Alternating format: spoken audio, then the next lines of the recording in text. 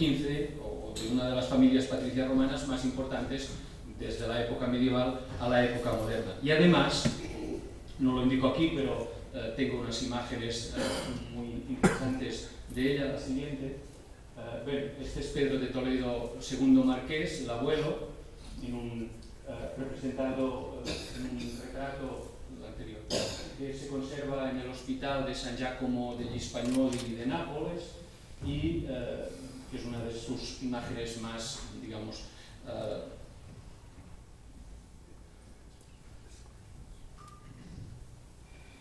más interesantes. Y la siguiente,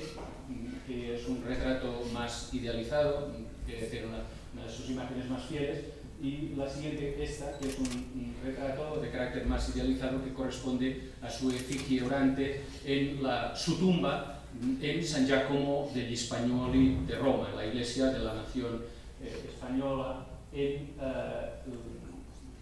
Nápoles. Curiosamente, esta tumba la encarga don Pedro para la colegiata de Villafranca. Finalmente quedó en Nápoles, pero la idea inicial era traerla con el cuerpo del virrey y montarla en la colegiata de Villafranca. Decía que, si pasamos a la siguiente, además, la siguiente es una imagen del conjunto de la tumba de Pedro de Toledo en Nápoles. Pasamos a la siguiente, veremos la imagen del otro gran personaje de la casa de Villafranca, la hermana de García de Toledo, por tanto la hija de don Pedro II Marqués, que su padre casó en una operación diplomática de una gran ambición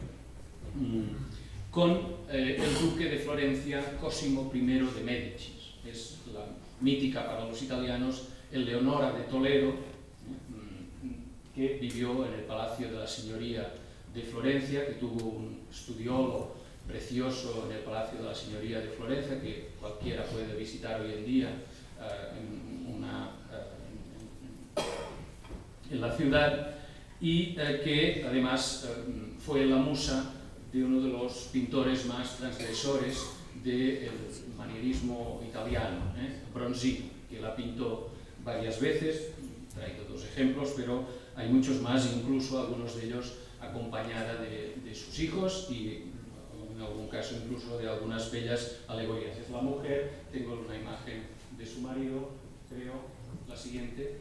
del duque de Florencia, Cosimo de Médicis. Es decir, que observen que entre don Pedro II Marqués y don García IV Marqués, la casa de Villafranca entronca con dos grandes familias italianas, la de los gobernantes de Florencia y la de los Colonna,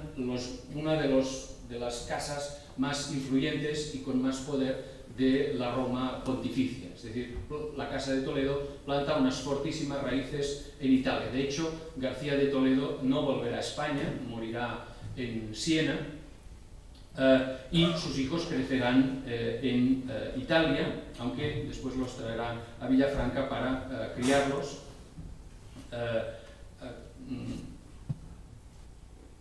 Durante unos años antes de enviarlos a la corte y de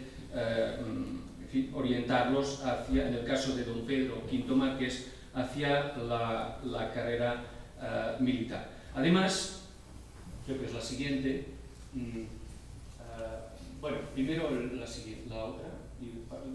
volveremos a esta. Además, don García no solo se italianiza a través de su boda con Vittoria Colonna y de las relaciones con su hermana y su cuñado en Florencia, sino que, dado que él era el hijo segundo de don Pedro, el mayorazgo correspondió en principio a su hermano mayor Fadrique, de manera que García no ostentaba el título ni tampoco tenía grandes propiedades, de manera que tuvo que labrarse un futuro y unos títulos propios en Italia como segundo hijo del marqués de Villafranca. Tuvo el acierto de adquirir dos grandes feudos, y sobre todo dos títulos muy glamurosos, que entonces salieron a la venta por subasta en Nápoles. Los ducados de Ferrandina, el ducado de Ferrandina, y el principado de Montalbano, situados en la zona de la Basilicata, en el sur de Italia. Pero además, García heredó, al heredar el mayorazgo, heredó también diferentes residencias en la ciudad de Nápoles o en las cercanías de la ciudad de Nápoles. En concreto, tres maravillosas villas, una de ellas en el centro, que actuaba como palacio virreinal, o que usaban como palacio virreinal desde la época del padre, del segundo marqués, y además las villas de Chiaia, ahora es un barrio de Nápoles, entonces era un pequeño lugar paradisiaco y un poco mítico, porque era una zona donde se decía que había vivido Virgilio, el poeta romano, y la otra en Pozzuoli, justo en la zona de la Sulfatara, entre Pozzuoli y Posillipo. Eran villas conocidísimas en toda Italia por su magnificencia, por el esplendor de sus jardines, de sus huertas y por la belleza de las esculturas antiguas que las decoraban. Hasta el punto que una de ellas, la de Pozzuoli, la de Chiaia, fue exaltada por un gran poeta italiano del Renacimiento, Luigi Tansilo, en un poema titulado La Clorida. Aprovecho para decir que algunas de estas referencias que ahora menciono muy rápidamente, por ejemplo, La Clorida de Tansilo, quizás la conozcan muy pocos. Gracias a San Internet, hoy uno puede poner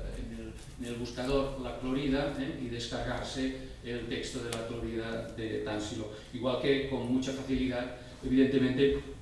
uno puede descargarse los artículos que he publicado sobre esta cuestión, de manera que si digo alguna cosa interesante y alguna cosa interesante no la puedo explicar con detalle, estén absolutamente seguros que la pueden leer con mucha atención fácilmente en su ordenador o descargárselo en cualquier impresora. Es decir, estamos ante una familia enormemente potente y poderosa, y además una familia de una gran ambición cultural. De manera que entonces ya una vez conocí esto, me di cuenta de esto, me pareció fácilmente entendible que don Pedro de Toledo estuviera en Roma, digamos, involucrado en una operación de encargo artístico tan moderna, tan actualizada como la de los ermitaños que después supe que se conservaban en Villafranca. Pasamos un instante sobre la anterior. Es un ejemplo de la documentación que no solo es rica, sino que además es variada, de manera que permite responder muchas de las preguntas que un historiador se hace, un historiador del arte se hace cuando investiga un tema, digamos, investigador obsesivo, un poco raro, que se interesa por estas cuestiones, se hace. Por ejemplo, una pregunta que algunos también me han hecho algunas veces que hemos hablado sobre estas cuestiones: ¿de dónde sacaba el dinero la familia de los Villafranca en Italia? Pues lo sabemos gracias a que los archivos de Sanlúcar, o la documentación familiar conservada en Sanlúcar, también tiene una sección donde queda constancia de las rentas y de los privilegios y de las dotaciones económicas, digamos, adosadas a estos privilegios que la familia obtenía en el ejercicio de sus cargos, o gracias también a los feudos, a las tierras que tenía en este caso en el sur de Italia. Porque aún en este momento, hasta este momento, digamos que estamos hacia 1580, nos encontramos hacia 1580, 1590, la familia es italiana, es básicamente una familia que está italianizada, aunque tanto el segundo marqués Pedro, el abuelo, como su hijo don García, aún viviendo en Italia durante décadas, siempre mantienen una relación muy intensa con Villafranca. Los ejemplos que lo prueban son además monumentales. La Colegiata, la fundación de don Pedro, el abuelo, y la Concepción y Cabeza de Alba, después nos referiremos a Cabeza de Alba, en el caso de don García. Pero básicamente su relación es a distancia, aunque las cartas, por ejemplo, de don García están llenas de nostalgia porque parece que, aunque en los últimos años de su vida intentó regresar a España, quería morir en Villafranca, jamás lo consiguió. La siguiente, por favor. Entonces, sobre esta base, como decía, a mí me parecía bastante lógico, encontrarme a don Pedro de Toledo, quinto marqués de Villafranca, encargando esos cuadros. Cuando además, pasa a la siguiente por favor, cuando además fui profundizando en el personaje y encontré otros ejemplos de su iconografía, aún lo entendí mejor, porque evidentemente, y además leyendo la biografía, porque no era un personaje que yo descubriera, en fin, lo estaba descubriendo porque lo desconocía. Era un personaje de sobras conocido por otros investigadores, por historiadores, aunque es verdad, nadie había observado la dimensión tan importante, su dimensión tan importante como coleccionista, que es el aspecto en que yo lo he trabajado y lo he conocido. Pero evidentemente era conocida, digamos, su dimensión de caballero de Santiago, sus importantes cargos diplomáticos al servicio de la monarquía de Felipe II y de Felipe III, por ejemplo, como embajador en París, en Praga, en Londres, en momentos muy importantes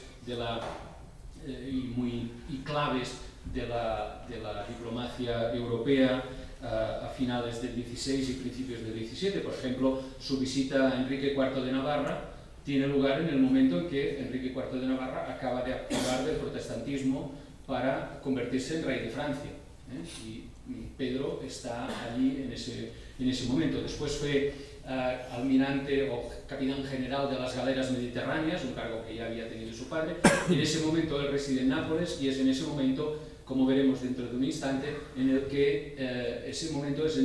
él compra la mayor parte de su colección artística. Después trajo, como también veremos, a Villafranca. Más tarde se convirtió en gobernador general de Milán, de los estados de la Lombardía, hasta aproximadamente 1619, que después de una gran victoria militar en Vercelli, que incluso fue inmortalizada por un grabador milanés llamado Giampaolo Bianchi, en esta escena de la cual se conserva un original, una reproducción en Milán y otra en la Biblioteca Nacional de Madrid, aparece dirigiendo su ejército, atacando la fortaleza que aparece al fondo, que es la de la ciudad de Vercelli, liberando la fortaleza de Vercelli de la ocupación del duque de Saboya. Don Pedro de Toledo se hace un gran nombre al servicio de la monarquía combatiendo contra los Saboya. Definitivamente, pues, es el personaje que yo decidí seguir, por el que sobre todo me he interesado, aunque poco a poco también, digamos, mi interés por los Toledo se ha ido proyectando hacia su padre, don García. Él, después de la victoria de Vercelli, decía, en el año 1620 se retira definitivamente a España, a sus residencias de Madrid y de Villafranca. Sobre todo a Villafranca, es donde pasa más tiempo, cerca de su hija, la monja María de la Trinidad, su hija María de Toledo, para la que en 1604 fundó el monasterio de la Anunciada. Es decir, se retira a su castillo de Villafranca y a su residencia de Madrid, pero pasa, lo sabemos por las cartas de su hija, mucho tiempo en el monasterio de la Anunciada. En estas residencias, Madrid y Villafranca, y en el mismo convento